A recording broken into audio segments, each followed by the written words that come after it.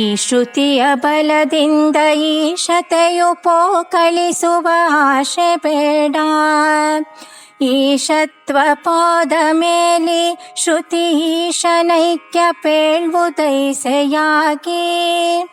ಈಶತ್ವವ ಪುಸಿ ಮಾಡದರಿಂದಲೇ ಹೇಸಿಂತಕ್ಕೂ ಅನ್ಯೋನ್ಯಾಶ್ರಯ ಸಿಕ್ಕು ಸಾಕು ನಿನ್ನ ಸೊಕ್ಕು.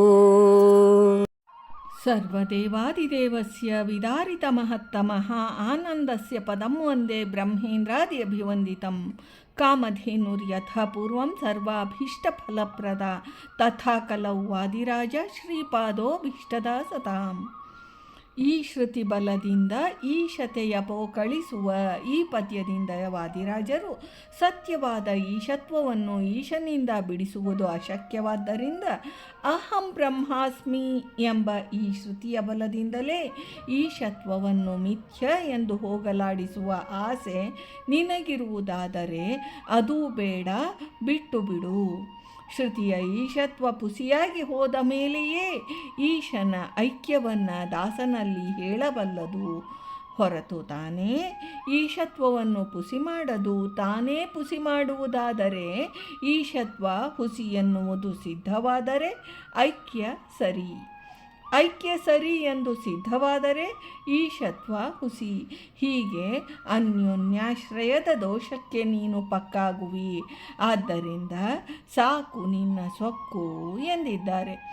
ಅರ್ಥ: ಈ ಶ್ರುತಿ ಬಲದಿಂದ ದ್ವಾಸುಪರ್ಣ ಎಂಬ ಶ್ರುತಿಯ ಬಲವಿರುವುದರಿಂದ ಈಶತೆಯ ಈಶತ್ವವನ್ನು ಪೋಕಳಿಸುವ, ಸುಳ್ಳು ಮಾಡುವ, ಶ್ರೀಹರಿಗೆ ಈಶತ್ವವನ್ನು ಇಲ್ಲದಂತೆ ಮಾಡುವ ಆಶೆ ಬೇಡ, ಆಶೆಯನ್ನು ಬಿಡು.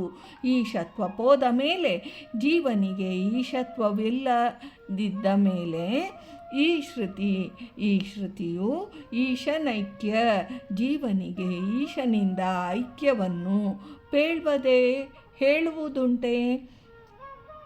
ಐಸೆಯ ವಾಕ್. ಹೀಗಿರಲು ಈ ಪ್ರಕಾರದಿಂದ ಹೇಳುವ ನಿನ್ನ ಮಾತು ಈಶತ್ವವ, ಶ್ರೀಹರಿಯ ಈಶತ್ವವನ್ನು ಪುಸಿ ಮಾಡಿದುದರಿಂದಲೇ, ಸುಳ್ಳು ಮಾಡುವುದರಿಂದಲೇ ಹೇಸಿ ಹೊಲಸು ಮಾನವನೇ. ಇಂತಕ್ಕೂ ಜೀವೇಶರ ಐಕ್ಯವಾದವು ಇಷ್ಟು ಹೊಲಸಾದುದು, ದೋಷಯುಕ್ತವಾದುದು. ಅನ್ಯೋನ್ಯಾಶ್ರಯ ಸಿಕ್ಕು. ಒಂದೇ ದೇಹದಲ್ಲಿರುವ ಜೀವ ಈಶರು ಪರಸ್ಪರ ಆಶ್ರಿತರೆಂಬ ದೋಷಕ್ಕೂ ನಿನ್ನ ವಾದ ಸಿಕ್ಕಿಬೀಳುತ್ತದೆ. ಜೀವನು ಕರ್ಮಲೇಪವುಳ್ಳವನು, ಅಸ್ವತಂತ್ರ ಮತ್ತು ದುಃಖಿಯೆಂದು, ಈಶನು ನಿರ್ಲಿಪ್ತ, ನಿತ್ಯ ಸುಖ ಮತ್ತು ಸ್ವತಂತ್ರನೆಂದು ಈ ಶ್ರುತಿಯು ಹೇಳುತ್ತಿರಲು ಈಶನು ಜೀವನನ್ನಾಶ್ರಯಿಸುವವನು ಹೇಗಾದಾನು? ನಿನ್ನಯ ಸೊಕ್ಕು. ನಿನ್ನ ಸೊಕ್ಕು ನಿನ್ನ ಮತದಲ್ಲಿನ ದುರಭಿಮಾನವು ಅಥವಾ ಮೂರ್ಖತೆಯಿಂದಾದ ಉನ್ಮತ್ತತನವು. ಸಾಕು ಸಾಕು ಬಿಡು, ಶೂನ್ಯವಾದ್ದರಿಂದ ನಿಲ್ಲಲಿ. ಯುಕ್ತಿ ಮಲ್ಲಿಕೆ ಇದನ್ನೂ ಹೇಳಿದೆ. ವಿರುದ್ಧ ಗುಣಗಳನ್ನು ಮಿಥ್ಯೆಯಾಗಿಸಿದಾಗ ಮಾತ್ರವೇ ಐಕ್ಯವನ್ನು ಶ್ರುತಿ ಹೇಳಿತು. ಏಕೆಂದರೆ ವಾಕ್ಯಕ್ಕೆ ಯೋಗ್ಯತೆ ಅವಶ್ಯಕವಾದ್ದರಿಂದ ಅವಿರುದ್ಧವಾದ ವಿಷಯವೇ ವಾಕ್ಯಾರ್ಥವಾಗಬೇಕು. ವಾಕ್ಯವು ಹೇಳಿದ ಐಕ್ಯದ ಬಲದಿಂದಲೇ ವಿರುದ್ಧ ಗುಣಗಳು ಮಿಥ್ಯ ಎನಿಸುವುದಾದರೆ ಆಗ ಅನ್ಯೋನ್ಯಾಶ್ರಯ ದೋಷ. ಹೀಗಾಗಿ ಶ್ರುತಿಗೆ ಭೇದ ಪರವಾಗಿ ಬೇರೆಯೇ ಅರ್ಥ ಹೇಳಬೇಕು ಹೊರತು ಐಕ್ಯ ಅರ್ಥ ಅಲ್ಲ. ಐಕ್ಯವನ್ನು ಹೇಳಿದ್ದರಿಂದಲೇ ವಿರುದ್ಧ ಗುಣಗಳು ಮಿಥ್ಯೆ ಎಂದು ಸಿದ್ಧವಾಗಬೇಕಾಗುವುದಾದರೆ ಪುತ್ರೋತ್ಪತ್ತಿ ಪ್ರತಿಬಂಧಕ ಗ್ರಹಶಾಂತಿ ಪುತ್ರನಿಂದಲೇ ನಡೆಯುತ್ತದೆ ಎಂದಂತಾಯಿತು. ಗ್ರಹಶಾಂತಿಯಾದರೆ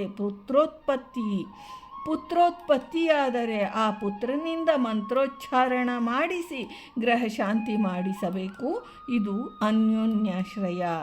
ಭಾರತೀ ರಮಣ ಮುಖ್ಯ ಪ್ರಾಣಾಂತರ್ಗತ ಬೃಂದಾವನ ವಿಹಾರಿ. ಶ್ರೀಕೃಷ್ಣಾರ್ಪಣಮಸ್ತು.